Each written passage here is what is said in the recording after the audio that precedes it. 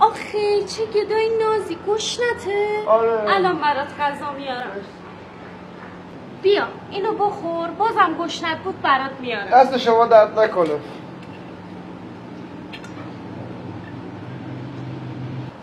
آخه بازم که تو اینجایی، گشنت غذا بیارم؟ نه خانم دستت درد نکنه.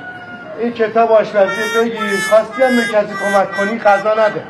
یه هفته است شکم روی دارم، سرفه هم نمیتونم بکنم. آهو نالت